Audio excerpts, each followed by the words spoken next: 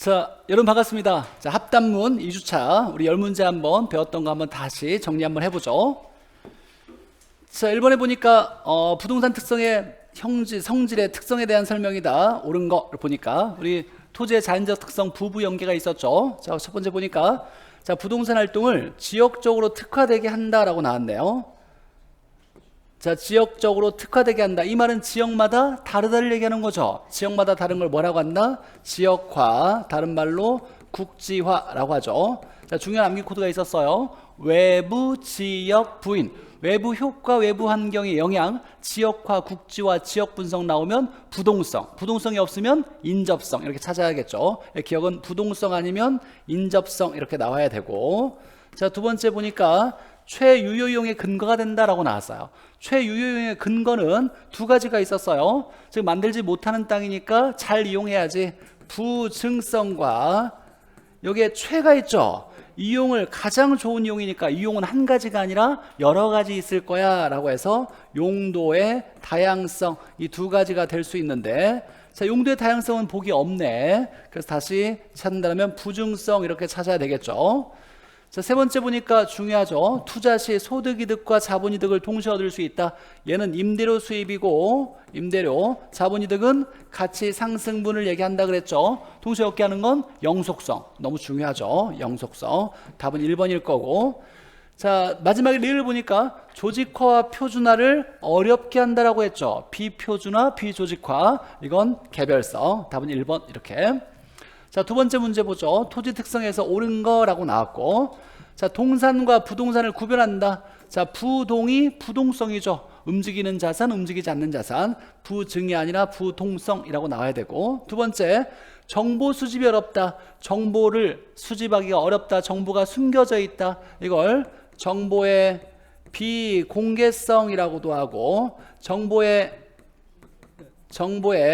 비대칭성이라고도 하고, 이걸 정보의 불완전성이라고도 얘기해요. 불완전성. 자, 다른 요인들이, 개별 요인들이 무수히 많아서 이걸 일일이 다 알아내기가 어렵다. 이걸 정보가 숨겨져 있다, 알기 어렵다라고 했죠. 자, 이건 무슨 성? 개별성. 자, 36회에 나올 가능성이 높다 그랬어요. 정보 얘기 나오면 개별성. 자, 감가상각은 다른 말로 뭐라고 하냐면 물리적 감가를 얘기하는 거예요. 자, 이 물리적 감가 너무 중요해, 학교론에서. 자, 눈에 보이는 감가 뭘 얘기한다? 바로 나와야 돼요. 마모파손이라고 나와야 돼요. 눈에 보이는 감가, 물리적 감가, 마모파손. 토지는 마모파손이 있다 없다? 없다. 무슨 성? 영속성. 소모되지 않으니까. 자, 얘를 적용시키는 근거가 아니라 영속성은 맞는데 배제시키는 근거다라고 나와야죠. 적용하지 않게 하는 근거다라고 나와야 되고. 3번에 보니까 수급이 불균형하여, 자, 수요와 공급이 균형을 맞춰야 균형 가격을 형성할 수 있을 텐데 균형을 이루지 못하니까 형성하기가 어렵다라고 얘기하겠죠. 자, 이거에 대한 것은 수요와 공급이니까, 자, 만들지 못하니까 수요는 많아지려고 하겠죠. 만들지 못하니까 귀하니까 서로 차지하려고 하고, 수요는 증가하는데 만들지 못하니까 공급이 어렵다, 같아지기가 어렵다를 얘기하는 거죠. 만들지 못하는 거 부중성이죠. 그래서 답은 4번 부중성 맞고. 자, 용도가 다양하니까 용도를 바꿀 수가 있겠네요. 용도를 바꿔서 쓸 수 있는 토지량을 늘릴 수 있겠죠. 이걸 무슨 공급? 용도적 공급, 경제적 공급. 그래서 공급을 늘릴 수 있다는 건 물리적이 아니라 경제적 관점에서 또는 용도적 관점에서 늘릴 수 있다, 이렇게 나와야 되겠죠. 물리적 공급은 뭘 얘기해? 부중성으로 물리적 공급은 불가능하다, 이렇게 나와야 되고, 용도의 다양성으로 경제적 공급, 용도적 공급은 가능하다, 이렇게 나와야죠. 자, 3번 보죠. 유량과 저량의 설명으로 틀린 거. 자, 유량은 기간을 잡고 측정하는 거, 저량은 시점에 측정하는 양이죠. 자, 유량은 일정 기간을 정해 측정이 가능한 개념이다. 맞고. 자, 유량의 예로는 제자가 보통부인 들어가면 안 되겠네. 제자가 보통부인은 저량이니까. 여기 보니까 없어. 아니네. 있네. 통화량은 뭐다? 저량이죠. 얘는 저량. 자, 저량에서 우리가 제자가 보통 부인이죠. 제가 뭐다? 재고 재산. 자는 자산 자본. 가는 가격 가치. 보는 보급률. 통은 통화량. 부채, 인구수 이렇게 되는 거죠. 이 통화량이 절량이니까 얘가 틀렸네요. 그럼 나머지 질문 읽어야 돼, 안 읽어야 돼요? 안 읽고 넘어가야 돼요. 다시 복습할 때만 좀 풀어봐야지. 자, 나머지 풀어보면 절량은 일정 시점에서 맞고 절량의 예로는 채자가 보통부이니까 재고, 가치, 자본 붙어져 있는 게 변화량만 아니면 되겠죠. 변동분만 아니면 되니까 이건 절량 맞고. 자, 근데 여기 가치는 절량이죠. 근데 상승분이니까 이건 절량의 변동분이네. 절량이 변동분과 같이 합성요가 되면 뭘로 바뀐다? 유량으로 바뀐다. 맞는 얘기네요. 절량의 변동분이니까 유량이다 라는 거죠. 자, 네 번째, 아파트의 수요의 변화 요인과 수량의 변화 요인을 짝지어진 거. 해당 자는 아파트죠. 수요의 변화 요인과 수량의 변화 요인을 이렇게 짝지은 거. 근데 얘는 하나밖에 없어요. 수량의 변화 요인은 뭐다? 해당자와 가격. 누구? 해당자와 누구? 아파트. 그러면 여기에 될 수 있는 건 딱 아파트의 가격밖에 없네. 땡큐. 이건 뭐 이것 뺀 나머지가 될 수 있겠죠. 자, 5번 보죠. 수요에 대한 설명으로 옳은 거. 자, 수요량은 주어진 가격 중에서 실제로 매수한 게 아니라 매수하려고 하는 이라고 나와요. 사전적 개념으로. 자, 주택가격이 상승하여 수요량이 변하면 이렇게 얘가 무슨 재화인데 라고 말이 없으면 같은 재화를 의미하는 거예요. 그럼 해당 재화 가격이 변해서 수요량이 변했으니까 이건 뭐다? 수요량의 변화. 곡선상에서 움직여야 되겠죠. 수요의 변화가 아니라 수요량의 변화를 얘기한다. 자, 소득이 변해서 수요량이 변하면 이라고 나왔어요. 그러면 해당 재화 이외의 요인이겠죠. 그럼 얘는 수요의 변화. 곡선 상에서 움직이는 것이 아니라 곡선 자체가 이동한다. 곡선이 이동한다. 이렇게 나와야죠. 4번에 아파트 가격이 상승이 아니라 예상되면이라고. 이 별표죠. 자, 이건 그러면 얘에 의해서 얘가 변하는 건 수요량의 변화예요? 수요의 변화예요? 수요의 변화예요. 그럼 곡선 이동하겠죠. 곡선 이동한다. 얘는 수요의 변화니까 수요의 변화. 자, 근데 올라갈 것으로 예상했어요. 올라갈 것 같으니까 지금 산다 안 산다? 산다. 어느 쪽으로? 우측으로 이동한다. 4번이 맞네요. 옳은 거. 자, 5번에 이자율이 하락하여. 이건 대출금리 얘기하는 거예요. 대출금리가 하락했대. 그럼 대출 받기가 쉽겠지. 자, 수요량이 변하면 이건 뭐다? 수요의 변화죠. 곡선이 어느 쪽으로? 곡선이 우측으로 가야 돼요. 대출금리가 하락했으니까 대출을 쉽게 받아서 수요량이 증가될 거다. 그러니까 곡선은 어느 쪽으로? 우측으로. 얘는 수요의 변화다. 원인이 해당자와 가격이 아니라 대출금리라고 나왔으니까. 6번 보죠. 자, A와 B의 관계와 A와 C의 관계는 뭐냐? 두 재화의 관계는 대체재냐 부환재냐를 얘기하는 거죠. 자, A의 가격이 하락할 때 B는 안 샀어. C는 샀네. 이렇게 나왔어요. 자, A 가격이 싸졌대요. 그럼 우리는 수요 법칙 쓰면 A 가격이 싸졌으니까 싸면 산다. A를 뭐 한다? 산다. 자, A를 살 때 B는 수요가 안 샀어. A 살 때 B는 안 샀네. 그럼 A와 B는 무슨 관계? 대체재. 자, 그럴 때 A를 살 때 C는 샀네. 살 때 샀으니까 A와 C는 보완재라는 거죠. 그리고 정상재, 열등재라는 건 들어갈 수가 없어요. 얘는 뭐에 따라서 구분하는 거예요? 소득에 따라서 돈 벌 때 사냐 안 사냐를 얘기하는 거지. 두 재화의 관계는 대체재, 보완재 얘기하는 거다. 7번 보죠. 아파트 시장에 아파트 해당재와 수요곡선을 좌측으로 이동시킬 수 있는 요인은 모두 몇 개냐 이렇게 물어봤어요. 중요한 문제고 어려운 문제인데 일단 보죠. 자, 이건 그러면 해당재화가 뭐예요? 아파트의 양이 변하냐를 얘기하는 거죠. 아파트의 수요량이 변화가 됐는데 좌측으로 간대. 그럼 수요량이 느는 거에 주는 거예요? 줄어드는 걸 찾아라. 그래서 아파트의 곡선이 좌측으로 이동을 한 원인을 찾아라 라고 나왔어요. 자, 그러면 어떤 원인에 의해서 얘가 아파트의 수요량이 변했을 건데 여기는 절대로 들어갈 수 없는 요인 하나가 있어야 돼요. 뭐? 아파트의 가격은 될 수가 없더라. 이런 수요량의 변화 요인이니까, 수요량의 변화 요인이니까 곡선상에서 움직이는 거지 곡선을 이동시키지 못하죠. 그럼 아파트 가격이 오르든 내리든 얘는 답이 될 수가 없다요. 얘는 하나 제껴놓고. 자, 그럴 때 이 문제가 좀 어려웠던 건 우리 기출문제와 비슷한 문제인데 수요를 얘기했어요. 수요를. 자, 그럴 때 우리 하나 해석할 때 생산, 건축, 원자재 이런 말 나오면 수요 요인이에요, 공급 요인이에요? 공급 요인이에요. 이것만 생각하면 돼. 자, 생산, 건설, 건축, 원자재 이런 말 나오면 이건 공급의 변화 요인이다. 공급의 변화 요인. 이것만 생각하면 되니까 뭐 어려운 얘기는 아니에요. 그럼 여기에서 딱 보니까 건축, 원자재 이런 말 나왔죠? 이건 수요와 관련이 없어요. 그래서 얘도 제껴놓고 나머지는 건축, 생산 그런 말 없네. 자, 그럼 나머지는 이제 수요 요인이라고 보는 거예요. 두 개 제껴놓고. 자, 그럼 보죠. 소득이 증가했대요. 말이 없으면 정상제예요. 소득이 증가하면 수요량이, 아파트 수요량이 증가하니까 우측으로 가겠네. 자, 인구가 줄면 안 사겠지. 좌측으로 가겠네. 금리가 내렸대. 그럼 대출 받기가 쉽겠죠.